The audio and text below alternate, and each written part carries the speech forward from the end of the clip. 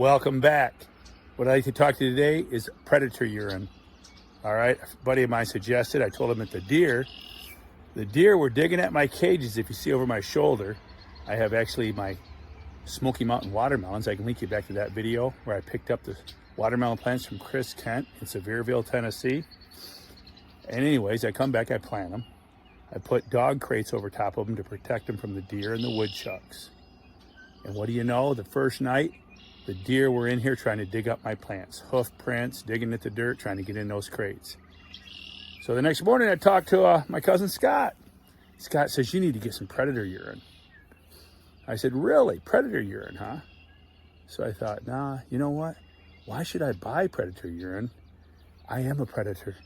I had some venison beef jerky. I ate a burger, some pork chops, some chicken, all in the last few days. I am a predator.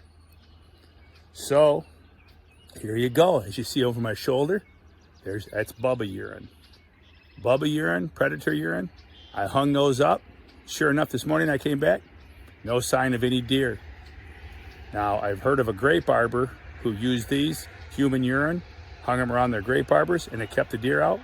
So I'm slowly becoming a believer. I'll tell you a little story. Tell you about Todd Dawson down in the Carolinas. The first time he tried using coyote urine, and he was recommended that you put it on tampons and hang them in the trees. Well, he stuck a tampon in the bottle of coyote urine, and it sucked up the whole bottle, much to his surprise. Funny story, true story. You can ask Todd Dawson from Garner, North Carolina. He'll tell you it's true. And then another time, Chris Kent was down in Operation Pumpkin Spring Seminar, Southern Ohio Giant Pumpkin Growers. Check out their Facebook page. And I believe they have a website, Operation Pumpkin in Hamilton, Ohio, where I grew my 2,043-pound pumpkin, took it there, and won first place. It's still a site record there. They were having their seminar one year. Chris Kent was speaking.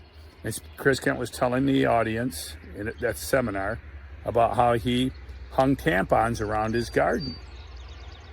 And he had coyote urine on them. Well, I had to raise my hand, had to do it, and I asked Chris, hey, Chris, how often do you change your tampon? Just kind of want to know. And it was met with quite a roar. Remember Tony was bent over. He couldn't stop laughing.